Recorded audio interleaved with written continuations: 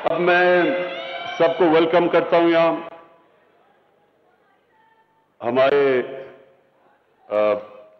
हमारे मिनिस्टर्स सूबाई और फेडरल मिनिस्टर्स और अभी जो इलेक्ट हुए हैं आज़ाद कश्मीर के प्रेसिडेंट, वो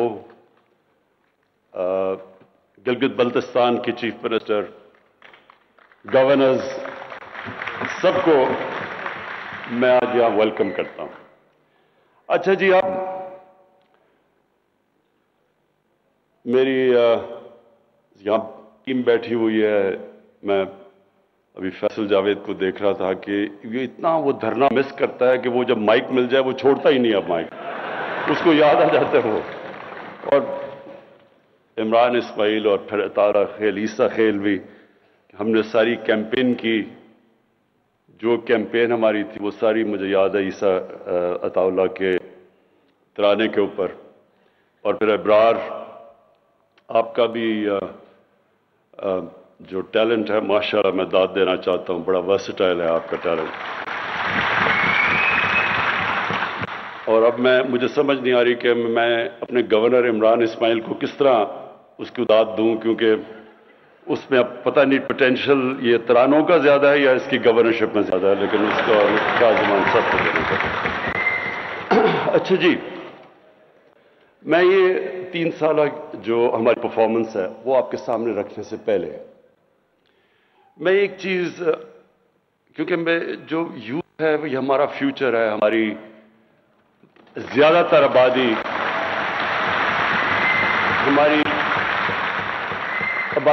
यूथ है, 30 साल की उम्र से कम अक्सरियत है हमारी मुल्क में। तो इसलिए यूथ में ख्वातीन भी शामिल होती हैं, वो अलहदा नहीं है यूथ से। अच्छा एक मिनट, यूथ विंग आपने चुप करके शोर नहीं बचाना, आराम से सुननी है मेरी बात। आप सुने, नारे नहीं, अभी नारे नहीं। अच्छा जी सुने, मैं सबसे पहले अपनी सिर्फ यहां भी लेकिन सारे पाकिस्तान की यूथ के लिए जो पैगाम मैं आज देना चाहता हूं वो ये कि देखें, जब हम 5 वक्त की नमाज में, वो कई 5 वक्त पढ़ते हैं कई नहीं पढ़ते, लेकिन नमाज में हम एक चीज मांगते हैं और वो है कि अल्लाह हमें उनके रास्ते पे लगा जिनको तूने नेमतें बख्शी, उस रास्ते पे नहीं जो अपनी तबाही के रास्ते पे निकल गए। मैं सिर्फ चाहता हूं कि इसके ऊपर गौर करें, क्योंकि जो जिंदगी का फलसफा है वो इस छोटे से आयत के अंदर है। अगर आप इसको समझ जाएं तो आपको समझ आ जाएगी कि इंसान अरूज पे कैसे जाता है और इंसान अपने आप को तबाह कैसे करता है। ये सिर्फ इसी में है। और इसीलिए अल्लाह ने हर रोज 5 वक्त आपको सिर्फ ये कहा है मांगने के लिए कि अल्लाह मुझे उस रास्ते पर लगा, उस रास्ते पे नहीं जो तबाही का रास्ता है, जो अरूज का रास्ता है। और वो जो अरूज का रास्ता है वो किसका रास्ता है? वो सबसे अल्लाह के महबूब, सबसे अजीम इंसान, जो कभी ना इस तरह का अजीम इंसान आया है और ना आएगा, हमारे नबी सल्लल्लाहु अलैहि वसल्लम। अब ये समझने की बात है, जब अल्लाह हमें हुक्म देता है कि उनकी जिंदगी से सीखो, तो अल्लाह बेनियाज है। ये सिर्फ वो हमारी बेहतरी के लिए अल्लाह कहता है। अगर हमने एक अजीम इंसान बनना है तो अल्लाह ने रास्ता बता दिया। और इसीलिए ये जरूरी है कि हमारी यूथ को, हमारे बच्चों को, खास तौर पर आजकल के जमाने में बहुत जरूरी है इस चीज का समझना कि हम जब उनके रास्ते पे चलते हैं तो हम अपनी अजमत के रास्ते पे जाते हैं। और जब अभी ये सारी जो स्ट्रगल की वीडियोस दिखाई गई कि हमारी, और वाकई बड़ी लंबी स्ट्रगल है, 25 साल और 22 साल पहले इक़्तिदार के बाहर, तो ये मेरी इंस्पिरेशन क्या थी स्ट्रगल की। ऐसे ऐसे वक्त थे जबकि 5-6 लोग रह गए थे जो एक्टिव पार्टी में रह गए थे। एक वक्त ऐसा था कि पार्टी सिकुड़ के 5-6 लोगों की रह गई थी, बाकी घरों में बैठ गए थे। और ऊंच नीच आती है, हर तंजीम में, इंसान की जिंदगी में ऊंच नीच आती है। और वो जो बुरा वक्त था, और जब लोग मजाक उड़ाते थे, मुझे कई लोगों ने कहा कि जी हमें शर्म आती है, हम जब घर जाते हैं हमारा मजाक उड़ता है कि आप तहरीक इंसाफ में हैं। कई मेरे अपने, बल्कि यहां भी 1-2 बैठे होंगे जिनको याद होगा कि वो जब घर जाते थे तो उनकी बीवी क्या कहती थी जब वो कहते थे मैं तहरीक इंसाफ में हूं। तो ये मेरी इंस्पिरेशन, सोचे ना, मैं एक इंसान जिसको अल्लाह सब कुछ दे चुका था, बड़ा नाम था, कोई किसी चीज की कमी नहीं थी, तो सोचे कि मुझे ये बार बार ये सुनना पड़ता था, मजाक उड़ाते थे लोग। कई लोग वैसे ही क्रिकेट के दिनों में मेरे खिलाफ हुए थे, क्योंकि वो जेलसी होती है ना, जो कामयाब इंसान होता है उससे लोग जेलस होते हैं। तो वो उनको मौका मिल गया कि अच्छा जी अब तो ये नीचे आया तो उसको बुरा भला कहो। देखिए, मैंने सिर्फ एक चीज पे देखता था कि हमारे नबी सल्लल्लाहु अलैहि वसल्लम, उन्होंने भी बड़ा मुश्किल वक्त गुजारा। अल्लाह के हबीब थे, इंसान जिसको सबसे ज्यादा अल्लाह पसंद करते थे। तो अगर अल्लाह उनको 13 साल, उनकी जिंदगी अगर आप स्टडी करें, तो कितने मुश्किल वक्त से वो गुजरे थे। कोई जरूरत नहीं थी उनको, कामयाब थे, वो खुश थे, कामयाब बिजनेसमैन थे, ताजर थे, कोई उनको जरूरत नहीं थी, सारे ये इज्जत करते थे, सादिक और अमीन थे, फैसले कराने के लिए सारे उनके पास जाते थे। तो एकदम जब वो राय हक पे आए तो लोगों ने मजाक उड़ाया उनका, क्या क्या नहीं किया उनसे, और वो कितनी तकलीफ से गुजरे। तो मैं हमेशा उनकी जिंदगी से सीखता था, क्योंकि हमें कुरान में हुक्म था। और ये आप सबके लिए, और मैं खास तौर पर अपने यूथ के लिए कहना चाहता हूं, देखिए ये जो 2 रास्ते हैं कि उनके रास्ते पे लगा जिनको नेमतें बख्शी, तो क्या वो नेमतों का रास्ता आसान रास्ता है? अगर आसान होता तो सबसे ज्यादा नेमतें तो उन्होंने नबी सल्लल्लाहु अलैहि वसल्लम को बख्शी थी, तो उनका तो बड़ा मुश्किल रास्ता था। कहने का मकसद ये है कि जो एक कुरान की आयत है कि जिसको तुम अपने लिए अच्छा समझते हो वो बुरा है, वो कई दफा तुम्हारे लिए बुरा है, और जिसको तुम बुरा समझते हो वो अच्छा है। मतलब यह कि कभी भी बुरे वक्त से डरना नहीं चाहिए। जब मैं पहली दफा जब प्राइम मिनिस्टर बना तो मैंने पहली बात की कि ये मुश्किल वक्त है, लेकिन घबराना नहीं है, क्योंकि मुश्किल वक्त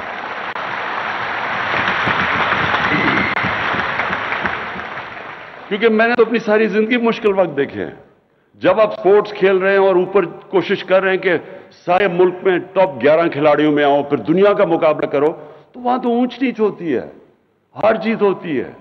कई दफा लोग तालियां बजा रहे हैं, वही आप ग्राउंड में जा रहे हैं तो सारा स्टेडियम तालियां बजा रहा है, और वो आप 0 पे आउट होकर वापस आ रहे हैं तो वही 2 मिनट में स्विच करके आपको गालियां निकाल रहे हैं, मजाक उड़ा रहे हैं आपका। तो ये ऊंच नीच जिंदगी का हिस्सा, और जो स्पोर्ट्स हैं ये सबसे ज्यादा आपको तैयार करती हैं स्ट्रगल करने के लिए, क्योंकि मुसलसल स्ट्रगल है, या आप हार रहे हैं या जीत रहे हैं। तो इसलिए जब पाकिस्तान के नौजवानों, ये कभी ये ना समझना कि जिंदगी आसानी से हो जाएगी। अगर आसान जिंदगी है तो इसका मतलब कि आप जिंदगी में आपकी कोई हैसियत नहीं है। जो भी इंसान राय हक पे खड़ा होता है उसको मुश्किलों का सामना करना पड़ता है। जो भी अल्लाह ने पैगंबर दुनिया में भेजे वो सारों ने मुश्किलों का सामना किया, और वही आप मांगते हैं वो रास्ता। लोग चाहते हैं आसानियां, लेकिन रास्ता मांग रहे हैं नेमतों का, जिसको अल्लाह ने नेमतें बख्शी हैं। तो पहले मैं सिर्फ आपको ये तैयारी करना चाहता हूं कि देखें, ये कभी ना समझें कि जब मुश्किल वक्त आता तो रोना धोना शुरू कर दें, और मुश्किल वक्त आया क्यों। वो तो अल्लाह का एक निजाम है। اونچ نہیں. اور جب مشکل وقت آتا ہے، اگر آپ مشکل وقت کو صحیح طرح سمجھ لیں اور اینالائز کر لیں تو وہی آپ کا عروج کا راستہ بن جاتا ہے. جب ایک کھلاڑی، میں جب کرکٹ کھیلتا تھا، میرے سے زیادہ ٹیلنٹڈ کھلاڑی تھے، لیکن میں ان سے آگے کیوں نکل گیا؟ کیونکہ جب میرا مشکل وقت آتا تھا، میں فیل ہوتا تھا، تو میں اس کا پورا تجزیہ کرتا تھا. رات کو سوتا نہیں تھا جب تک میں نے یہ نہ سمجھ لیا ہو اپنی ذہن میں کہ کیا میں نے غلطیاں کی. غلطیاں جب میں ٹھیک کرتا تھا تو میں پہلے سے بہتر ہو جاتا تھا. اور یہی ہے ایک ہی طریقہ اوپر جانے کا. کوئی بھی دنیا میں کسی نے آج تک بڑا کام نہیں کیا جو فیل نہیں ہوا. یہ کوئی ناممکن ہے کہ کوئی اٹھ کے ایک دم سیدھا ایک پرچی پکڑ کے اور لیڈر بن جائے. ایسے نہیں ہو سکتا. آپ کو جب تک ایک مشکل سٹرگل سے آپ نہیں گزرتے، کسی چیز میں آپ بڑا کام نہیں کر سکتے. کوئی بھی لیڈر آج تک شارٹ کٹ لے کے نہیں بنا. قائد اعظم کی سٹرگل دیکھیں. میں تو ایک لیڈر مانتا ہوں پاکستان کا، قائد اعظم. اور ان کی کبھی سٹرگل دیکھیں کتنی تھی. جس طرح انہوں نے سٹرگل کیا ہے، اور آخر میں جو بیماری کے اندر انہوں نے سٹرگل کیا ہے، اس لیے آج، اور اپنی ذات کے لیے نہیں کیا، ایک بڑے مقصد کے لیے کیا. تو آج تک اور جب تک پاکستان رہے گا، لوگ قائد اعظم کو دعائیں دیں گے. تو اس لیے کوئی بھی آج دنیا میں لیڈر اٹھا دیں، وہ ایک سٹرگل کر کے اوپر آتا ہے. اور سٹرگل ہوتی ایسے ہے کہ جب آپ نیچے آتے ہیں، آپ ہاتھ نہیں کھڑے کر دیتے، آپ دیکھتے ہیں کہ میں کیا غلطیاں کر رہا ہوں، پھر ان کے اوپر محنت کرتے ہیں، وہ غلطیاں دور کرتے ہیں، اور پھر پہلے سے زیادہ آپ اوپر چلے جاتے ہیں. تو اس لیے یہ جو 3 سال تھے ہمارے، بڑے مشکل سال گزرے. مشکل سال اس لیے گزرے کہ پہلے تو ملک کو بینکرپٹ کر کے چلے گئے. ملک میں جو ہمارے پاس پیسہ تھا، جو ہمارے ریزروز تھے، جو ہماری لائبلٹیز تھی، جو ہم نے باہر لوگوں کو قرضے لیے ہوئے تھے، پیسے دینے تھے، ہمارے پاس پیسے ہی نہیں تھے ان کو قسطیں واپس کرنے کی. ہم نے ڈیفالٹ کرنا نہیں تھا، ہم ڈیفالٹ کر رہے تھے پیمنٹس کے اوپر، کیونکہ ہمارے پاس فورن ایکسچینج ہی نہیں تھا. ہماری جتنا ہم نے باہر پیسے دینے تھے، ہمارے پاس اتنے ریزروز ہی نہیں تھے. تو تب ہم نے حکومت سنبھالی تھی. پاکستان کی تاریخ کا جو سب سے بڑا جس کو خسارہ کہتے ہیں، ڈیفیسٹ کرنٹ اکاؤنٹ کا، کہ ہمارے ملک میں کبھی اتنا بڑا، تقریباً 20 ارب ڈالر کا ڈیفیسٹ تھا. اتنا بڑا، یعنی کبھی اتنا بڑا ڈیفیسٹ نہیں آیا. اس کی وجہ سے ہمیں اگر یہ نہ مدد کرتے ہماری سعودی عربیہ، یو اے ای اور چائنا، اس وقت ہماری یہ نہ مدد کرتے، تو یہ جو مہنگائی اور جو مشکل وقت گزری ہماری قوم، وہ کچھ بھی نہیں ہے جو ہم نے گرنا تھا، کہ جس طرح روپے نے نیچے جانا تھا. کیونکہ اگر ہمیں پیسے نہ یہ باہر دیتے اس وقت مشکل وقت میں، تو روپے نے گر جانا تھا اور نیچے. جب جتنا بھی روپیہ گرا، اس سے بھی آپ سب کے سامنے ہے جو مہنگائی آئی پاکستان میں. کیونکہ جتنی چیزیں باہر سے آنی تھی، تیل، بجلی، اس کی وجہ سے افیکٹ، ساری چیزیں مہنگی ہو گئی. تو اس وقت ہمیں جو سامنا کرنا پڑا، ایک نئی ٹیم تھی، یا تو ہمیں تجربہ ہوتا، ہماری ٹیم بھی نئی تھی. اور اس کے بعد پھر ایک ایشو نہیں آیا، پہلے تو کرائسس آیا. اس کے مشکلوں سے آئی ایم ایف کے پاس جانا پڑا، پیسے ہی نہیں تھے ہمارے پاس، مجبوری آئی ایم ایف کے پاس جانا پڑا. اور جب آئی ایم ایف کے پاس آپ جاتے ہیں، تو جس طرح کوئی بھی جس سے آپ قرضہ لیتے ہیں، وہ پوچھتا ہے کہ میرا پیسہ واپس کیسے کرو گے. اور وہ پھر شرائط لگا دیتا ہے کہ میرے پیسہ واپس کرنے کے لیے آپ کو بجلی بھی مہنگی کرنی پڑے گی، کیونکہ بجلی میں خسارہ ہے، آپ کو روپے کی قیمت گرانی پڑے گی، آپ کو ٹیکس لگانے پڑیں گے. اور جب وہ آئی ایم ایف کی آپ شرائط پہ چلتے ہیں تو عوام کو تکلیف ہوتی ہے، عوام مشکل وقت سے گزرتی ہے. تو ہم اس مشکل وقت سے سال کے بعد نکل ہی رہے تھے کہ کورونا آ گیا.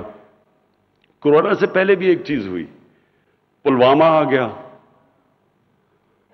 وہ میں صرف پلوامہ میں اللہ نے ہمیں بڑی کامیابی دی، اور میں آج اپنی ख़ास तौर पे अपनी फ़ौज का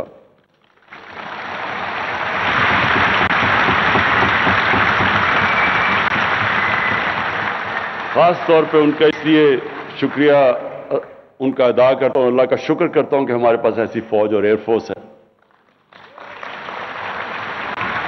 क्योंकि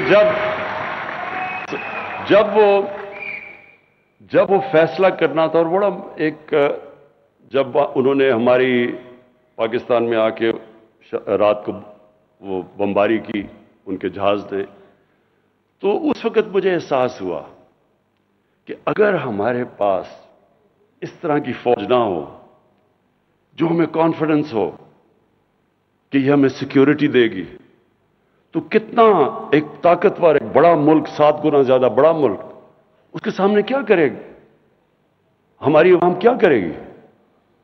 तो उधर एहसास होता है अपनी फौज का।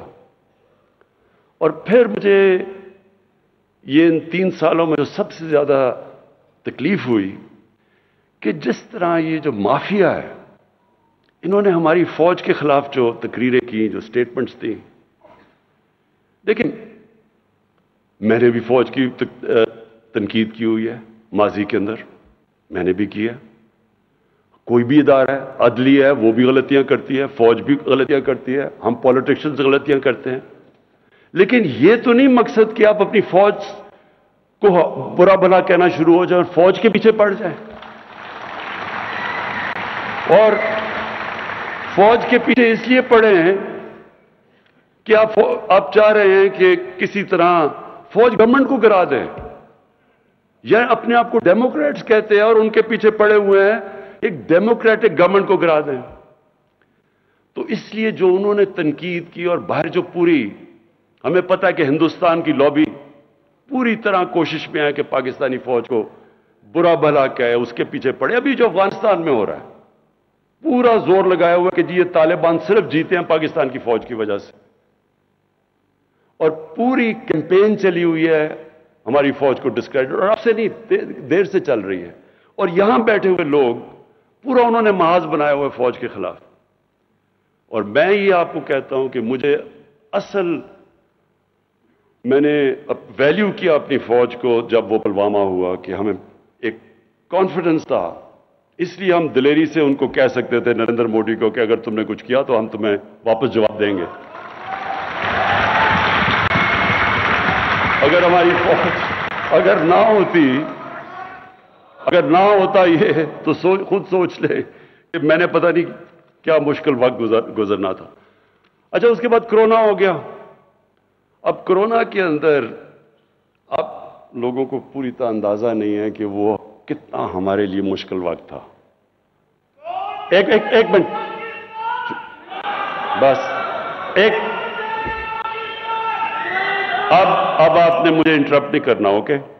साथ वालों ने पकड़ के उसको बाहर निकाल देना अगर किया। अच्छा सुना जरा,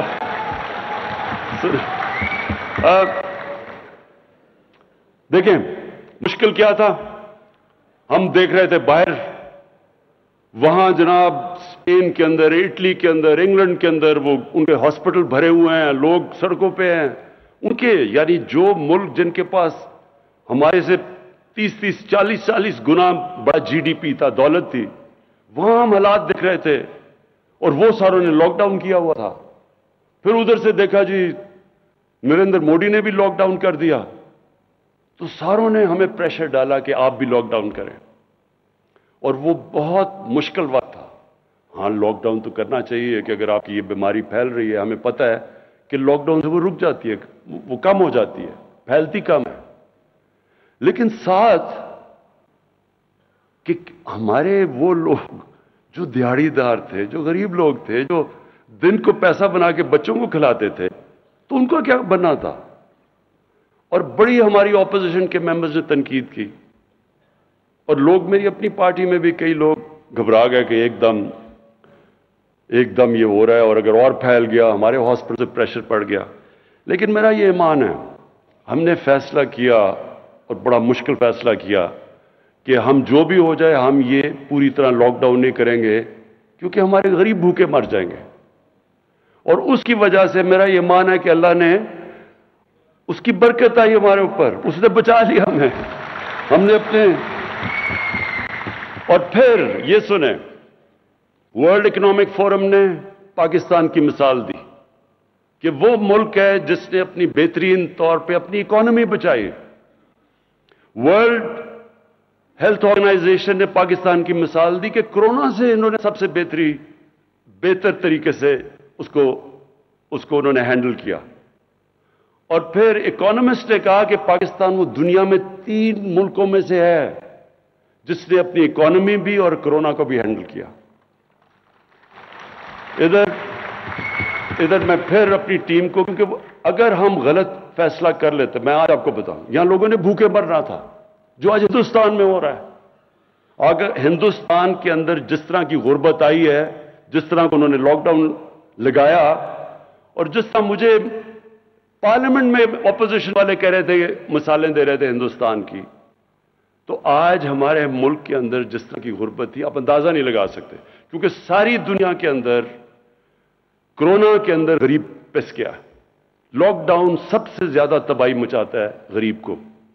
तो उसमें मैं अपनी जो टीम थी मेरी एनसीओसी की, असद उमर और डॉक्टर फैसल, मैं खास तौर पे आपको खराज तहसीन आज पेश करना चाहता हूं कि बड़े हमारे अच्छे फैसले हुए और अल्लाह ने हमें वहां से निकाला। अच्छा, मैं जरा आपको सिर्फ 3 साल की हमने अपनी परफॉर्मेंस बतानी थी, तो मैं जरा सिर्फ आपके सामने रखना चाहता हूं कि हम जब आए थे तो तकरीबन 20 अरब डॉलर का खसारा था। आज वो खसारा 3 साल के बाद 20 अरब डॉलर से 1.8 अरब डॉलर पर रह गया। हमारे फॉरेन करेंसी रिजर्व्स जब हम आए थे तो पूरे मिला के 16.4 अरब डॉलर था, और आज माशाल्लाह हमारे 27 अरब डॉलर पर रिजर्व चले गए हैं। हमारे जो टैक्स कलेक्शन थी, यानी कि देखें, जब एक घर में मसलन एक घर जब मकरूज हो जाता है तो वो क्या करता है, उसको अपने खर्चे कम करने पड़ते हैं और अपनी आमदनी बढ़ानी पड़ती है। और तो कोई तरीका, जब से अल्लाह ने दुनिया इजाद की है, इसके अलावा कोई तरीका नहीं है इसमें से निकलने का। तो जब आप खर्चे कम करते हैं तो लोगों को तकलीफ होती है। एक घर देख लेना, घर में आप खर्चे कम करेंगे तो लोग अपना खाना पीना कम करेंगे, मुर्गी से दाल रोटी पे आ जाएंगे, और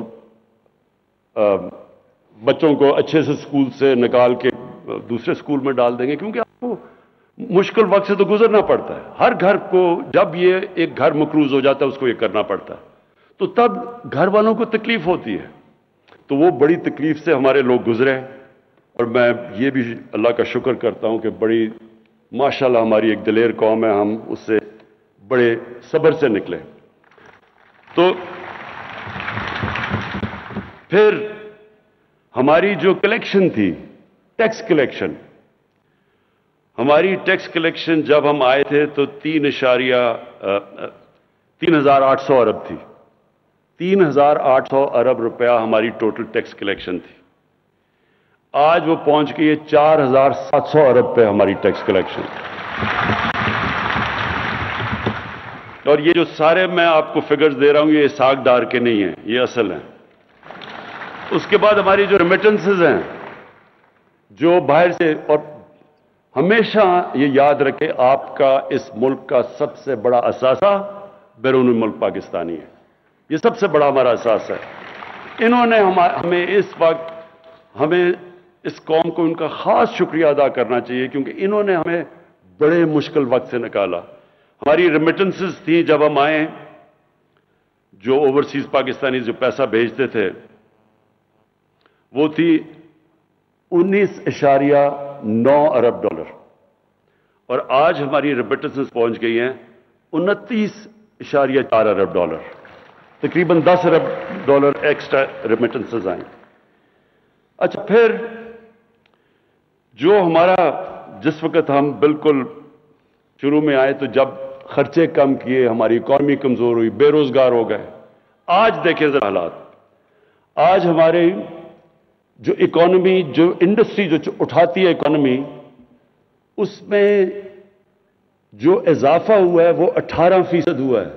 ये 10 साल के बाद हमारी इतनी तेजी से इंडस्ट्री ऊपर जा रही है, जिससे लोगों को रोजगार भी मिल रहा है। और हमारा जो कंस्ट्रक्शन का सेक्टर है, जो सबसे ज्यादा रोजगार देता है, उसमें सीमेंट 42% उसकी सेल्स बढ़ी है। हमारे जो एग्रीकल्चर है, 1100 अरब रुपया हमारा इजाफी किसानों के पास किया है, इजाफी किया है।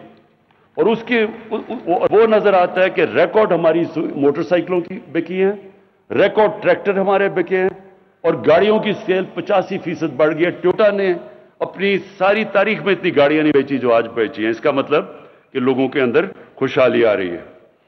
और फिर जो हमारे आने से, अब जो मैं दूसरी चीज कहना चाहता हूं कि हमारा आने में तीन चीजें, हमारा जो स्लोगन है कि इंसाफ, इंसानियत और खुददारी। तो इंसाफ के लिए, इंसाफ क्या है? इंसाफ का मतलब कानून की बालादस्ती, कानून की हुक्मरानी। मैं जरा सिर्फ आपको समझाता हूं कि इसमें मकसद, फर्क क्या होता है। जिधर कानून की हुक्मरानी होती है वहां सब कानून के सामने एक बराबर होते हैं। जब ताकत की हुक्मरानी होती है तो ताकतवर के लिए कानून और कमजोर के लिए दूसरा। मैं आपको एक मिसाल देता हूं, जो पाकिस्तान में अगर आपको आसानी से आप समझ जाएंगे कि असल में हमारा मुल्क का सबसे बड़ा मसला क्या रहा है, और वो है कि यहां रूल ऑफ लॉ, कानून की हुक्मरानी नहीं हुई। आसिफ जरदारी 88 से लेकर 90 तक पीपल्स पार्टी की हुकूमत पावर में थी। 90 को उनकी गवर्नमेंट जाती है और नून लीग आ जाती है। Asif Zardari prime minister house से सीधा जेल में चले जाते हैं करप्शन पे। 93 के अंदर नून लीग की हुकूमत चली जाती है, पीपल्स पार्टी वापस आ जाती है। आसिफ जरदारी सीधी जेल से उठ के प्राइम मिनिस्टर हाउस। फिर 96 में फिर पीपल्स पार्टी हुकूमत जाती है, वो फिर प्राइम मिनिस्टर हाउस से सीधा जेल। इसका मतलब क्या कि जब वो ताकत में है तो पाकिस्तान का कानून उनको नहीं पकड़ सकता। वो सिर्फ जब ऑपोजिशन में जाते थे तो कानून पकड़ता था। तो देखें, ये सिर्फ मैं आपको इसलिए मिसाल दे रहा हूं, कोई भी मुल्क, ये ज़हन में डाल लें, कोई मुल्क तरक्की नहीं कर सकता जब रूल ऑफ लॉ नहीं होता। और इसीलिए मदीना की रियासत में जब उनके पास खुशहाली नहीं थी, तब शुरू में बड़ा मुश्किल वक्त था। शुरू के अंदर तो पहले 4-5 साल तो मुश्किल से उम्मत बची थी। जंगे खंदक में, जंगे ओहद में मुश्किल से बचे थे, खाना नहीं था, बुरे हालात थे। लेकिन कानून की बालादस्ती कायम की, कानून से ऊपर कोई नहीं था। उन्होंने कहा, नबी सल्लल्लाहु अलैहि वसल्लम ने, कि तुम्हारे से पहले बड़ी कौमें तबाह हुई जिधर यही ताकतवर के लिए, कमजोर के लिए दूसरा कानून। और मेरी बेटी भी अगर कानून तोड़ती है तो उसको सजा मिलेगी। कोई कानून से ऊपर नहीं है। और ये बेसिस होता है, देखिए, कोई भी दुनिया की सिविलाइज सोसाइटी, उसका बेसिस होता है रूल ऑफ लॉ। और यही हमारा मसला है। हम इसलिए ऊपर नहीं, कभी ये देखें, छोटे छोटे चोर जितनी मर्जी चोरी करें, मुल्क तबाह नहीं होता। मुल्क तबाह तब होता है जब इमरान खान और प्राइम मिनिस्टर और उसके वजीर चोरी शुरू करते हैं, क्योंकि मुल्क का खजाना तो हमारे हाथ में है। तो करप्शन आम आदमी की, लोगों को तंग करती है। पटवारी की करप्शन, लोग तंग होते हैं उससे, या थानेदार की। लेकिन मुल्क जो तबाह होता है जब उसके ताकतवर, उसके प्राइम मिनिस्टर, वजीर, जब वो चोरी शुरू करते हैं। इसलिए सारी दुनिया में आज डेवलपिंग वर्ल्ड, जिसको डेवलपिंग वर्ल्ड, गरीब मुल्क जो हैं, उनके अंदर एक ही मसला है, ताकतवर कानून से ऊपर है। एक फैक्ट आई रिपोर्ट, मैं बार बार मिसाल देता हूं क्योंकि यूनाइटेड नेशंस के सेक्रेटरी जनरल ने, उसने एक पैनल अपने नीचे बैठाई और उन्होंने कहा, बताओ कि ये अमीर और गरीब मुल्कों में इतना फासला क्यों बढ़ता जा रहा है। तो फैक्ट आई पैनल की जो रिपोर्ट है, उसने ये कहा कि हर साल गरीब मुल्कों से, डेवलपिंग वर्ल्ड से 1000 अरब डॉलर चोरी होके जाता है अमीर मुल्कों में और ऑफशोर अकाउंट्स में और मेफेयर की तरह फ्लैट्स में। हर साल। ये ऐसे है, मैं आपको एक और मिसाल देता हूं। जब अंग्रेज हिंदुस्तान में आया तो औरंगजेब के जाने के बाद हिंदुस्तान का जो सालाना आमदनी थी, जिसको जीडीपी कहते हैं, वो 24% थी दुनिया की जीडीपी। दुनिया का सबसे अमीर खिता था ये। और बंगाल मुगलों का सबसे अमीर प्रोविंस था। अंग्रेज ने शुरू किया बंगाल से, और उसने जब 200 साल हुकूमत करके गया तो बंगाल सबसे गरीब सूबा हो गया अंग्रेजों का, और हिंदुस्तान का जो जीडीपी था वो रह गया 3%, और बर्तानिया का जीडीपी चला गया 24%। क्या हुआ? यहां से सारी दौलत चोरी होकर उनके पास चली गई। ये गरीब हो गया, वो अमीर हो गया। यही आज हो रहा है दुनिया में। डेवलपिंग वर्ल्ड क्यों फासले बढ़ते जा रहे हैं? अमीर गरीब के फासले बढ़ते जा रहे हैं, अमीर और गरीब मुल्कों को, क्योंकि वहां से, क्योंकि उनके पास कानून की हुक्मरानी नहीं है, वहां का पैसा चोरी होकर उनके मुल्कों से बाहर जा रहा है। वो फासले, वो मुल्क गरीब हो रहे हैं। वो जो पैसा खर्च होना है तालीम पे, सेहत पे, इंफ्रास्ट्रक्चर पे, वो चोरी होकर बाहर चला जाता है। और जब वो डॉलर लेके बाहर भेजते हैं तो आपकी करेंसी कमजोर हो जाती है, क्योंकि यहां से अंदाजा, एक रिपोर्ट थी 10 साल पहले कि 10 अरब डॉलर हर साल यहां से चोरी होकर, मनी लॉन्ड्रिंग होकर बाहर जाता है। तो वो अगर 10 अरब डॉलर ना आप रोक लें तो हमें आईएमएफ से कर्जा ना लेना पड़े। तो ये जो हमारा मसला नहीं, ये सारी डेवलपिंग वर्ल्ड का मसला है। इसलिए ये जो रूल ऑफ लॉ है, ताकतवर को कानून के नीचे लाना, ये एक जिहाद है। अल्लाह कुरान में कहता है कि मेरी जमीन में इंसाफ कायम करो। ये हमारा फर्ज है। और इसलिए ये है असल में जंग जो 3 साल में हमने सबसे ज्यादा लड़ी है। जो इब्रार ने बताया कि जी मायूसी फैला देते हैं, ये कौन मायूसी फैला रहा है? ये वो माफियाज हैं। वो माफियाज हैं जो चाहते हैं कि गवर्नमेंट फेल हो, क्योंकि वो पुराना जमाना फिर आ जाए जिधर लूटमार शुरू है। उनकी पूरी कोशिश है कि आपकी ये तहरीक इंसाफ की हुकूमत कामयाब ना हो, और हमारी जो कोलिशन गवर्नमेंट है, क्योंकि वो चाहते नहीं है, क्योंकि उनके लिए आसान, यहां से मुल्क से पैसा निकाला, बाहर ले गए, बाहर बड़े बड़े घर और प्रॉपर्टीज ले ली। तो मैं सिर्फ अब आपको, हम जब आए हैं, जरा मैं आपको बताऊं कि फर्क क्या पड़ा है। क्या फर्क पड़ा है कि हमारे आने से पहले। अब मैं जरा 2 आपको फिगर्स देता हूं। पंजाब की पहले बताता हूं कि पंजाब की एंटी करप्शन, इन्होंने नून लीग के 10 सालों में जो टोटल पैसा एंटी करप्शन ने रिकवर किया था वो 2.5 अरब रुपया था। हमारे सिर्फ अभी 3 सालों में पंजाब की एंटी करप्शन ने 450 अरब रुपया अब तक रिकवर कर चुके हैं। यही नैब थी, यही कानून थे नैब के। नैब ने अपने 18 सालों में, हमारे आने से पहले 18 सालों में जो पूरा अब तक पैसा उन्होंने रिकवर किया था वो 290 अरब रुपया था, और हमारे 3 सालों में उन्होंने 519 अरब रुपया रिकवर कर चुके हैं। और इसलिए आप देखते बड़ा शोर मचा हुआ है। अच्छा जी, दूसरी चीज जो हमारा दूसरा कोशिश है, हमारा जो मंशूर है वो है इंसानियत। इंसानियत का मतलब ये कि बजाय एक स्टेट जो सिर्फ कानून बनते हैं, जिसको एलीट कैप्चर कहते हैं, सारे कानून, सारी बिजनेस, सारे फायदे एक छोटे से तबके को, अमीर अमीर होता जाता है, गरीब गरीब होता जाता है। ये हमारी पहली गवर्नमेंट है जिसने फैसला किया कि हम नीचे से लोगों को ऊपर उठाएंगे। और ये हम किधर, ये मदीना की रियासत का असूल था। पहली दफा फ्लाई रियासत दुनिया की तारीख में मदीना में बनाई गई थी। तो हम उसी पे चल रहे हैं, और हमने वो प्रोग्राम्स किए हैं जो पाकिस्तान की तारीख में किसी ने नहीं किए। 2 प्रोग्राम्स खास तौर पे, एक है हमारा एहसास का प्रोग्राम। हमारा जो एहसास का प्रोग्राम है, इससे पहले 110 अरब रुपया सिर्फ दिया जाता था निचले लोगों की मदद करने के लिए, गरीब लोगों की। उससे हमने 260 अरब पे ले गए हैं।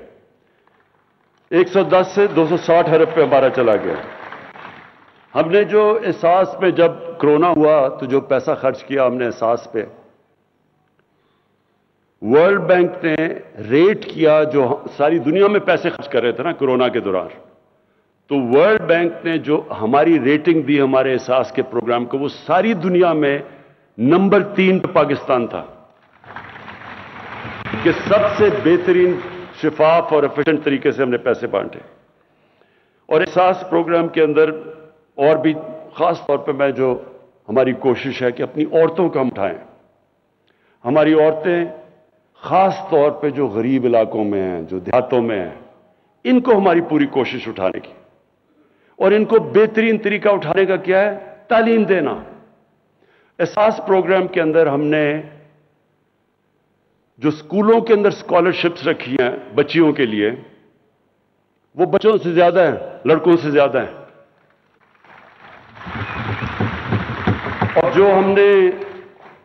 और जो हमने अंडर ग्रेजुएट स्कॉलरशिप्स दी हैं, वो औरतों को भी 50% है और लड़कों को भी, स्टूडेंट्स को भी, मेल को भी 50% है। कोशिश क्या है? देखिए, मैं ये टीवी प्रोग्राम देखता हूं, ये आजकल ये जो अफगानिस्तान के ऊपर प्रोग्राम्स हो रहे हैं, यूरोप, सारी दुनिया मगरब में, कि जी वो अफगानिस्तान की औरतों की बड़ी बुरी, उनको सबको फिक्र पड़ी अफगानिस्तान की औरतों की। वो जी पता नहीं तालिबान क्या कर देंगे औरतों को। कभी दुनिया की तारीख में कभी किसी ने बाहर से आके किसी मुल्क की औरतों को हुकूक दिलवाए आज तक? कभी कोई दिलवा सका है? मुझे एक दुनिया में, मैं एक तारीख का तालिब इल्म हूं, मुझे कोई दुनिया में यह बता दे कि जी बाहर से किसी ने मुल्क में आके तो किसी और मुल्क की औरतों को हुकूक दिलवा दिए। औरतें खुद हुकूक दिलवाती हैं। हमारी औरतों में ताकत है अपने आप को, अपने हुकूक लेने के लिए। हमने सिर्फ उनको तालीम देनी है, हमने एम्पावर करना तालीम दे के। औरतें खुद अपने हुकूक, जो इंग्लैंड में या हुकूक या जो वेस्ट में दिलवाए थे, वो क्या किसी ने पता करके दिलवाए थे उनको हुकूक? उनकी अपनी मूवमेंट थी, औरतों की मूवमेंट थी, सफ्रेजेट्स थी, उन्होंने बड़ी मेहनत करके अपने हुकूक लिए हैं। तो हमारी औरतों के पास, हमने सिर्फ उनको तालीम देनी है, और इसके ऊपर हमारी गवर्नमेंट का सबसे ज्यादा जोर है। उसके अलावा भी हमने इनकी कई चीजें, जो गरीब इलाकों में औरतें हैं उनके लिए मुश्किल है, मसलन हमने एक सक्सेशन सर्टिफिकेट्स निकाले हैं। अब बचाए औरतें, बड़ा मुश्किल होता था उनको जाके सक्सेशन सर्टिफिकेट्स को जाके वेरीफाई करना, तो अब वो सिर्फ नादरा ऑफिस में जाएं और आराम से उनके लिए हो जाते हैं। और इसका सबसे बड़ा फायदा ये है कि जो इनहेरिटेंस लॉज है, औरतों की जो जायदाद मिलनी चाहिए, वो भी पहली दफा हम अब इंश्योर कर रहे हैं, क्योंकि औरतों को जायदाद में हिस्सा नहीं मिलता। वो भी इंशाल्लाह हम पूरी तरह इसमें जोर लगा रहे हैं। अच्छा जी, अब जो सबसे बड़ा हमारा इसके साथ साथ एहसास के साथ प्रोग्राम चलने वाला है, वो कामयाब पाकिस्तान है। इसकी हम पूरी डिटेल्स काम कर रहे हैं। बहुत बड़ा प्रोग्राम है। इसमें जो हमारी 40 लाख निचले गरीब खानदान हैं, उनके लिए हम 4 चीजें करने लगे हैं। सबसे पहले उनको कर्जे, सूद के बगैर उनको कर्जे देंगे। हर गरीब खानदान में, ये 40 लाख गरीब खानदान है, सबसे नीचे, हर गरीब खानदान को, सब उनमें से एक फर्द को सूद के बगैर कर्जा। उसके बाद एक फर्द को टेक्निकल एजुकेशन, ताकि वो हुनर सीख सके। हेल्थ कार्ड, हेल्थ इंश्योरेंस, यानी कि एक गरीब घर में, वो तो हम पंजाब में, पख्तूनख्वा में तो वो कर चुके हैं, पंजाब में इंशाल्लाह साल के एंड तक सबको हेल्थ कार्ड मिल जाएगा, हेल्थ इंश्योरेंस। और उसके अलावा, लेकिन मैं अर्ज कर दूं, ये सूबे खुद कर रहे हैं, ये हम सेंटर से नहीं कर रहे हैं। इंशाल्लाह जब ये सारी सूबों में हो जाएगा तो सिंध को भी प्रेशर पड़ जाएगा, सिंध के ऊपर भी, कि उनको भी देने पड़ेंगे हेल्थ कार्ड। और फिर जो हमारा बहुत बड़ा प्रोग्राम है, जो हमने अफोर्डेबल हाउसेस, लोगों को घर देने हैं, गरीब तबकों को, जो आज तक कभी पैसे उनके पास नहीं होते घर बनाने के लिए, तो एक गरीब खानदान को हम पूरा सूद, उनको हम وہ قرضے دیں گے، یعنی جس طرح کہ اگر انہوں نے مہینے کا کرایہ دینا ہے، وہ کرایہ کی جگہ وہ قسط ہو جائے گی اور ان کا گھر اپنا ہو جائے گا۔ کسانوں کے لیے کسان کارڈ، یہ پہلی دفعہ ابھی پنجاب میں شروع ہے، یہ ہماری ساری انشاءاللہ جدھر بھی آزاد کشمیر میں بھی، گلگت بلتستان اور پختونخوا میں بھی، اس کا مقصد یہ ہوگا کسان کارڈ کا کہ بجائے کسان کے اوپر واؤچرز ہوتے تھے اور بڑے مشکل ہوتے تھے، ان کو پیسہ بھی نہیں نیچے پہنچتا تھا، اب ان کو کارڈ ملے گا، اس کارڈ کے اوپر جو بھی سبسڈی ہے، کھاد کے اوپر ہے، ٹیوب ویل کے اوپر ہے، کیڑے مارنے والی دوائیوں پہ ہے، اور اگر کوئی فصل ان کی خراب ہو جائے تو ڈائریکٹ کارڈ پر اب ہم سبسڈی دیں گے۔ یہ انشاءاللہ سال کے اینڈ تک پورا کسان کارڈ ساری جگہ چلا جائے گا۔ اور کسانوں کے لیے اس کے علاوہ 10 ڈیمز بن رہی ہیں پاکستان میں، انشاءاللہ اگلے 10 سال تک ہماری 10 ڈیمز پوری ہو جائیں گی۔ 2025 میں مومن ڈیم سب سے پہلے بن جائے گی، اس کے بعد پھر داسو، اور اس کا یہ ہوگا پہلی دفعہ پاکستان میں 50 سال میں کوشش کی ہے کہ پاکستان کے ریزروائرز بڑھے تاکہ کسانوں کو پانی زیادہ ملے، کیونکہ آگے پانی کا بڑا مسئلہ آ رہا ہے۔ اور پھر تعلیم میں سب سے پہلے تو ایک کریکولم، ایک نصاب، یہ بڑا مشکل کام تھا۔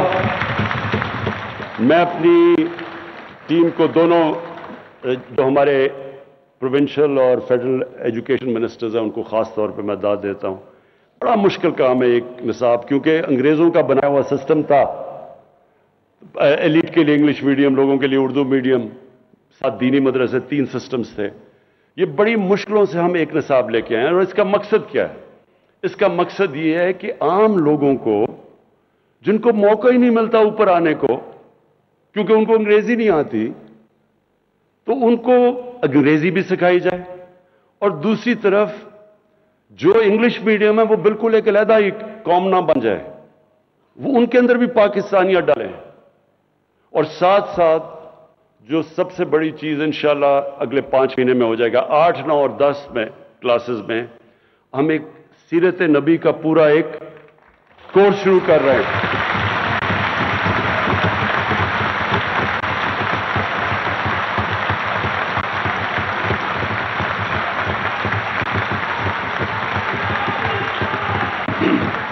یہ اس لیے ضروری، یہ میں اس لیے سمجھتا ہوں کہ آج جتنا یہ ضروری ہے، کبھی مسلمانوں کی تاریخ میں کبھی یہ ضروری نہیں تھا۔ ضروری تو خیر ہمیشہ تھا، جس طرح میں نے شروع میں کہا کہ کوئی اس قرآن میں جب انہوں نے ان کو رول ماڈل بنا دیا ہماری بہتری کے لیے، جو ان کو فالو کرے گا وہ اوپر چلا جائے گا، جو مدینہ کی ریاست کے اصولوں پہ قوم کھڑی ہوگی وہ اوپر چلی جائے گی۔ یہ تو اللہ نے اس لیے ہمیں ان کی سنت پہ چلنے کو کہا ہے۔ لیکن مجھے احساس ہوا کہ ہمارے بچوں کو سمجھ ہی نہیں ہے، نہ قرآن پڑھ لیتے ہیں لیکن قرآن کی ان کو سمجھ نہیں ہے، لیکن ان کی زندگی وہ آسان ہے بچوں کے لیے سمجھنا، وہ تو ایک تاریخ کا حصہ ہے، اور اس سے کیریکٹر بلڈنگ ہو۔ میں پھر سے کہتا ہوں، جب میں نے جو چیزیں آج کل دیکھ رہا ہوں، یہ موبائل فون کے بڑے فائدے ہیں، ٹیکنالوجی ہے، بچے کئی چیزیں اب سیکھ جاتے ہیں، نالج وہ مل جاتی ہے جو کبھی پہلے نہیں تھی، لیکن اس کے ایک نیگیٹو سائیڈ ہے۔ بچوں کو وہ مٹیریل اب موبائل فون پہ مل رہا ہے کہ ان کے لیے ہینڈل کرنا آسان نہیں ہے، اور اس کے بڑے اثرات آ رہے ہیں ہماری سوسائٹی کے اوپر۔ میں جب سے آیا ہوں، میں جب آئی جیز سے ملتا ہوں اور ان سے میں پوچھتا ہوں کہ کرائم کے مجھے بتائیں کہ کون کون سی کرائم بڑھ رہی ہے۔ سب سے تیزی سے کرائم بڑھ رہی ہے پاکستان میں سیکس کی کرائم، بچوں سے زیادتیاں، ریپ، یہ بڑی تیزی سے بڑھ رہی ہے۔ اور پھر جو میں نے یہ جو مینار پاکستان میں دیکھا، یہ ہم سب کے لیے، ہم ساری قوم کے لیے اس سے زیادہ شرمناک چیز نہیں ہو سکتی۔ تو اس لیے اور بھی ضروری ہے آج کہ ہم اپنے بچوں کی تربیت کریں، ان کی کیریکٹر بلڈنگ کریں، ان کو ٹیکنالوجی بھی سکھائیں، لیکن ان کے کیریکٹر ان کو بتائیں تو صحیح کہ انسان ہوتا کیا ہے۔ انسان صرف روبوٹ نہیں ہے جو صرف ٹیکنالوجی پہ چلتا ہے، इंसान में इंसानियत तब आती है जब उसको पता तो चले कि मैं अच्छे बुरे की तमीज क्या है, मैं दुनिया में किस लिए आया हूं, मेरा हिसाब लिया जाएगा। इंसान में ईमान आता है, ये नहीं आता, ये तो अल्लाह का फैसला है। लेकिन हमारा काम है उनको तरबियत देना, अपने बच्चों को, उनको एक किस्म के उनको हथियार देना तरबियत से, ताकि वो मुकाबला कर सकें। ये बिल्कुल एक नई किस्म की उनके लिए इंफॉर्मेशन आ रही है। ये बहुत ज़रूरी है, क्योंकि अगर इस वक्त मैं जो अभी इब्रार ने बिल्कुल ठीक बात की कि जिस तरह की इस वक्त इंफॉर्मेशन आ रही है, ये बिल्कुल हमारे दीन से भी बच्चों को दूर लेके जा रही है, हमारे कल्चर से, हमारी पाकिस्तानियत से। तो इसलिए इंशाअल्लाह ये जो हमारी कोशिश है कि सारे बच्चों को हम 8, 9 और 10 के अंदर जो भी बच्चा है जिस मर्जी स्कूल में, इंग्लिश मीडियम, उर्दू मीडियम, सबको सीरत नबी के ऊपर पूरा सही सिखाया जाएगा। और फिर ये जो हमारी पूरी कोशिश है कि जो हमारे इलाके पीछे रह गए हैं, बलूचिस्तान पीछे रह गया है, हमारा कबायली इलाका जो पुराना कबायली इलाका था वो पीछे रह गया है, वहां भी गुर्बत है, पढ़ाई वहां भी कम है। तो उन सारे इलाकों के लिए हमने स्पेशल पैकेजेस दिए।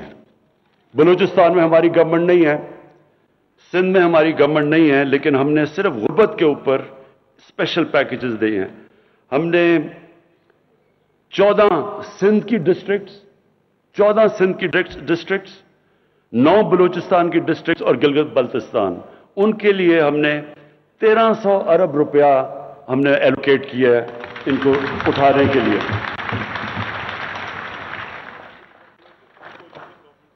हाँ, अच्छा, हाँ, बलूचिस्तान में हमारी कोलिशन गवर्नमेंट है। अच्छा, अब मैं आखिरी चीज पे आ रहा हूं, और ये बड़ा जरूरी है आप सबके लिए कि देखिए, मैं पाकिस्तान की पहली, सुने, चुप करके सुने, पाकिस्तान की पहली जनरेशन हूं। मेरे माँ बाप एक गुलाम हिंदुस्तान में पैदा हुए थे। मैं एक पहली जनरेशन हूं जो हम एक आजाद मुल्क में पैदा हुए थे। और जब हम बड़े हो रहे थे तो मुझे अपने माँ बाप की हमेशा ये बात याद रही कि तुम कितने खुशकिस्मत हो कि तुम एक आजाद मुल्क में पैदा हुए। हमेशा माँ बाप ने मुझे ये बताया। और मुझे बदकिस्मती से हमारा जो रास्ता मुल्क का, एक हमारा बहुत अजीम कायद आज़म हमारे लीडर थे, मैं हमेशा कहता हूं कि गुलाम हिंदुस्तान में एक आजाद ज़हन था कायद आज़म, लेकिन जो हमारा जो मुल्क का जो रास्ता था एक खुददार कौम बनने का, बदकिस्मती से ऐसी मुल्क में लीडरशिप आई जिन्होंने दूसरों के सामने हाथ भी फैला दिए। कभी यही नहीं सोचा कि हमारी अपनी ताकत क्या है, कभी कोशिश नहीं की अपने पैर खड़े होने की। जब भी एक आदमी, एक इंसान, अल्लाह ने हमें बनाया ऐसा है कि जब हम अपने कोई वसाकियां पकड़ लेते हैं या किसी के ऊपर डिपेंड करते हैं तो हम अपनी ताकत नहीं पहचानते। मौलाना रूमी ने एक दफा कहा कि जब तुम्हें अल्लाह ने पर दिए हैं, चूंटियों की तरह जमीन पे क्यों रेंग रहे हो?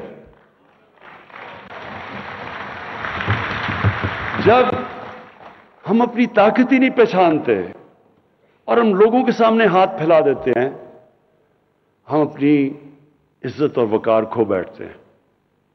कभी कोई इंसान किसी दूसरे इंसान की इज्जत नहीं करता जो दूसरे इंसान के सामने हाथ फैलाता है। और मैं ये 3 सालों के अंदर जो सबसे मुश्किल मुझे चीज लगी वो ये कि हमारे मुल्क के माशी हालात इतने बुरे थे तो कि मुझे दूसरे मुल्कों के सामने उनके पास जाके मांगना पड़ा, कर्जे मांगने पड़े। और मैं आपको यकीन दिलाता हूं ये सबसे मुश्किल चीज है, क्योंकि जो मर्जी आप कर ले, जी मेरा दोस्त है, आप दोस्त तो छोड़ें, आप अपने मां बाप से भी तीसरी दफा पैसे मांगने जाएं तो देखिए मां बाप भी थोड़े बदल जाते हैं आपकी तरफ, आपके भाई बहन बदल जाते हैं। ये अल्लाह के सामने हाथ फैलाओ, अल्लाह खुश होता है आपसे। इंसानों के सामने हाथ फैलाओ, वो आप नीचे गिर जाते हैं उसके सामने। اس لیے ہم نے یہ بڑا غلط راستہ یہ جو چنا، اس کی وجہ سے ہم نے کبھی کوشش ہی نہیں کی اپنا پوٹینشل کہ کتنا عظیم، کتنا بڑا تحفہ دیا اللہ نے. ہر قسم کی چیز ہے پاکستان میں. میں آپ کو یہ بتا دوں، جس شعبے میں ہم ایگریکلچر پہ، اپنی زراعت پہ زور ڈالیں گے، اس پہ پاکستان اٹھ سکتا ہے. اس کے اوپر بھی کبھی توجہ نہیں دی. اس ملک میں جتنے منرلز دیے ہیں، جو معدنیات ہیں، اس کے اوپر بھی کبھی توجہ نہیں دی، کیونکہ صرف باہر ہاتھ پھیلائے ہوئے کہ ایڈ آتی رہے یا ہم امپورٹ کرتے رہیں. سوچا ہی نہیں کہ اس ملک میں کیا کیا ہے اللہ. جو ٹورزم ہے، میں آپ کو صرف بتاؤں کیونکہ میں دنیا میں پھرا ہوں، ٹورزم میں صرف پاکستان اتنا پیسہ بنا سکتا ہے کہ وہ اپنے قرضے اتار سکتا ہے. صرف ٹورزم پہ کبھی کسی نے توجہ ہی نہیں دی، کیونکہ چھٹیاں ان کی لندن میں تھی. کسی کو کیا پتا کہ یہاں پاکستان میں کیا پوٹینشل ہے. انڈسٹری کے اندر پاکستان کی انڈسٹری اٹھ رہی تھی. نیشنلائز کر کے ہم نے اپنی انڈسٹری ساری تباہ کر دی 70s میں. ہمارے بینکرز دنیا کے اندر، BCCI دنیا کے اندر 14-15 نمبر پہ بینک پہنچ گیا تھا. یہیں سے لوگ اٹھے ہوئے تھے. لیکن آہستہ آہستہ آہستہ آہستہ یہاں پہنچ گئے کہ آپ سوچیں کہ 22 کروڑ کا ملک ہے اور ہماری ایکسپورٹس دیکھ لیں. پچھلے 5 سال میں جو ان کے پچھلے والے نون لیگ کے 5 سال تھے، ایکسپورٹس بڑھی نہیں. جو 5 سال پہلے تھی ان کے، وہ اینڈ تک اتنی ایکسپورٹس تھی. جب ملک ایکسپورٹ ہی نہیں کرے گا، اس کے پاس آمدنی کدھر سے آئے گی؟ کیسے ملک آگے بڑھ سکتا ہے؟ اور اس ملک میں کوشش ہی نہیں کی گئی انڈسٹریلائز کرنے کی. ڈی انڈسٹریل، ابھی جو آپ نے پیچھے دیکھا ہوگا کہ فیصل آباد میں لوگوں نے اپنی ٹیکسٹائل ملز کو چینج کر کے ہاؤسنگ سوسائٹی بنانی شروع کر دی. ہماری ٹیکسٹائل انڈسٹری جو مین تھی وہ نیچے چلی گئی. تو اس وقت جو ہمارا ملک جس راستے پہ ہے، انشاءاللہ پہلی دفعہ ایکسپورٹس ہماری بڑھ رہی ہیں.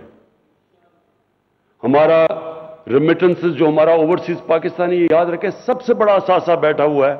ابھی تو ہم نے ان کو پوری طرح ملک میں ماحول ہی نہیں پیدا کیا کہ وہ یہاں کے انویسٹمنٹ کریں، لیکن وہ ماحول پیدا ہو رہا ہے. ایز آف ڈوئنگ بزنس میں 28 پلیس پاکستان اوپر چلا گیا ہے. یعنی آسانیاں پیدا کر رہے ہیں ہم باہر انویسٹرز کے لیے. تو انشاءاللہ، اور بزنس کانفیڈنس ابھی صرف جو اوورسیز پاکستانی چیمبر نے جو سروے کیا ہے، پاکستان میں تقریباً 100%، 108% ایک سال کے اندر بزنس کانفیڈنس اوپر گیا ہے، کہ یعنی کہ پاکستان کے حالات بزنس کے لیے بہتر ہو گئے. تو میں آپ بات کرنا چاہتا ہوں، دیکھیں اس ملک کو ہم نے اپنے پیر پہ کھڑا کرنا ہے.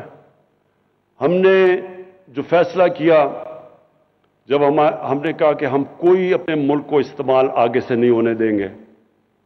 پہلے ہم نے امریکہ کے ساتھ شامل ہوئے، ہم ان کے فرنٹ لائن سٹیٹ بنے، افغانستان میں جہاد لڑی، پیسے انہوں نے دیے، جہادی ہم نے ٹرین کیے. جیسی روسی وہاں سے سوویت یونین چھوڑ کے گئی افغانستان، وہ بھی چلے گئے امریکی، اور ہمارے پر سینکشنز لگا دی. اس کے بعد 9/11 آیا، ان کو پھر ہماری ضرورت پڑ گئی. افغانستان میں انہوں نے جنگ لڑنی تھی.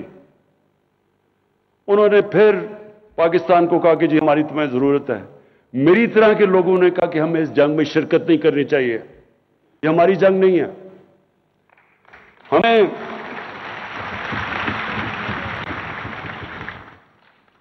تو جارج بش نے، یہ نومبر 2001 میں اس نے کہا، جب اسے ضرورت تھی ہماری، کہ اس باری ہم پاکستان کو نہیں بھولیں گے، ہم ابینڈن نہیں کریں گے اس باری پاکستان کو. لو جی امریکہ کی جنگ میں شامل ہو گئے. کہا جی ہماری جنگ ہے، پیسے ان سے لے رہے ہیں، جنگ ہماری ہے، ہم ان کی مدد کر رہے ہیں اور وہی بمباری کر رہے ہیں ہمارے پہ. 480 ڈرون اٹیکس کیے ہیں پاکستان کے اوپر. کبھی دنیا کی تاریخ میں یہ نہیں ہوا کہ ایک ملک کو اپنے ہی الائے بمباری کر رہا ہے. یہ کبھی دنیا میں نہیں ہوا. وہ لوگ جو بیچارے مرتے تھے ڈرون اٹیکس میں، وہ سارے بدلہ لیتے تھے پاکستان سے، ہماری فوج سے. ہمارے ادھر فوجی بھی شہید ہو رہے ہیں، ہمارے بم دھماکے ہو رہے ہیں. 70 से 80 हजार लोगों की हम कुर्बानी देगी किसी और की जंग लड़ के, और उसके बाद वही हमें कहना शुरू हो गया कि नहीं जी आपकी वजह से हम अफगानिस्तान में कामयाब नहीं हुए। तो इससे हमें क्या सबक मिलता है? कभी हमने अपने आप को किसी से इस्तेमाल होने नहीं देना,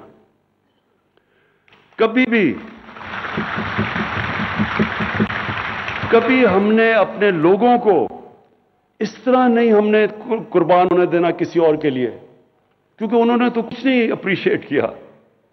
लोग हमारे मरे, तबाही हमारी हुई, डॉलर हमारा, इकोनॉमी हमारी तबाह हुई, कबायली इलाके के जो लोगों, आधे लोगों ने नकल मकानी की, कबायली इलाके उजड़ गए, क्या मिला उससे? और वो इसलिए कि हमें गलत आदतें पड़ी हुई हैं। हमें जी एड मिल जाएगी, चलो जी मदद कर दो किसी की। तो इसलिए ये जो खुददारी है, देखिए एक इंसान, एक कौम खड़ी तब होती है, रिस्पेक्टेड दुनिया में तब होती है जब वो खुददार हो। तो हमारी फॉरेन पॉलिसी अब ऐसी है कि हमने कोई किसी के साथ, हमने अमन में शिरकत करेंगे, किसी की जंग में हमने शिरकत नहीं करनी।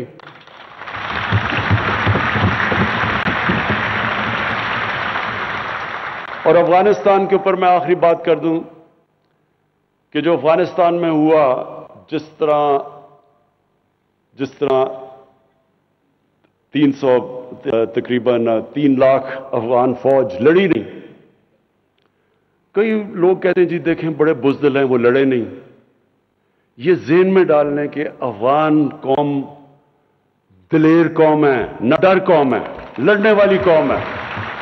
अगर वो ना होती तो 10 लाख अफगानियों ने शहादत दी थी रूसियों के खिलाफ। कोई कौम इस तरह नहीं लड़ी जिस तरह उन्होंने अपनी आजादी के लिए लड़ा। तो सोचने वाली बात यह है कि क्यों ये कौम नहीं लड़ी, क्यों इनकी फौज नहीं लड़ी? थोड़े तालिबान तो 70,000 थे, 3 लाख ये की फौज थी, एयरफोर्स उनके साथ, जदीद हथियार उनके पास, टैंक्स उनके पास, क्यों नहीं लड़ी? और इसी के अंदर पता है कि क्यों तालिबान जीते। वो क्यों नहीं लड़े? वो इसलिए नहीं लड़े कि करप्ट गवर्नमेंट के लिए, जो एक करप्ट गवर्नमेंट है उसके लिए कोई नहीं लड़ता।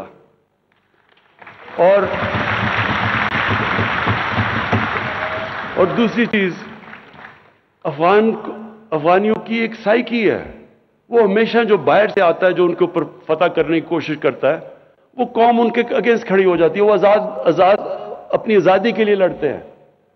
तो वो कभी भी किसी एक गवर्नमेंट जो बाहर से अमेरिकी उसको बैक कर रहे हैं, उन्होंने उसके लिए नहीं लड़ना था। जिस तरह सोवियत यूनियन, उन्होंने जब पूरी कोशिश की अफगानिस्तान पे कब्जा करने के लिए, वो फेल हो गए, इसलिए कि वो लोग आजादी चाहते हैं।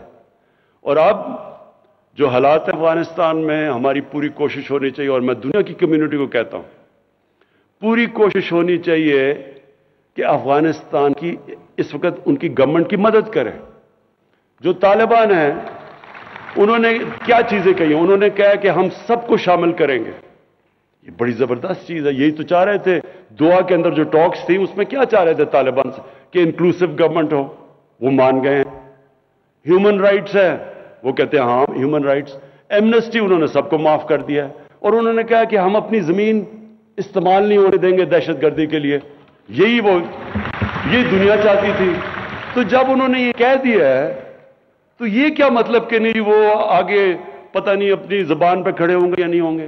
भाई जब नहीं होंगे तब देखें, अभी क्यों शुरू हो गए हैं? अभी तो आप करें उनकी मदद, ताकि वो अफगानिस्तान में अमन हो। सबसे ज्यादा दुनिया को क्या करना चाहिए? पूरी कोशिश करनी चाहिए कि अफगानिस्तान में अमन हो। 40 साल से वहां इंतशार है, उनके लोगों ने कितनी मुश्किलों का सामना किया है। अब वक्त आ गया कि दुनिया मदद करे अमन लाने के लिए वहां, और वो कोशिश करे। अगर तालिबान कोशिश कर रहे हैं सबको शामिल करके वो अमन की बात कर रहे हैं, तो उनकी मदद करें। मैं अपनी टीम को उसका शुक्रिया अदा करता हूं, अपने सारे एलाइज जिन्होंने हमारे साथ 3 साल गुजारे हैं, क्यू लीग का, हमारी बैप पार्टी का, अपनी एम क्यू एम का मैं आपका सबका शुक्रिया अदा करता हूं, GDA का सबका, अपने सारे एलाइज का शुक्रिया अदा करता हूं जिस तरह आपने हमारे साथ करा है। शुक्रिया। तहरीक इंसाफ हुकूमत की 3 साला कारकर्दगी की तकरीब में वज़ीर आज़म इमरान खान इज़हार ख्याल कर रहे थे। उनका कहना था कि हुकूमत संभाली तो मुल्क दिवालिया होने के करीब था। मुल्क की तारीख का सबसे बड़ा गर्दिशी कर्जा विरसे में मिला। IMF के पास गए तो उन्होंने अपनी शराइत लगा दी।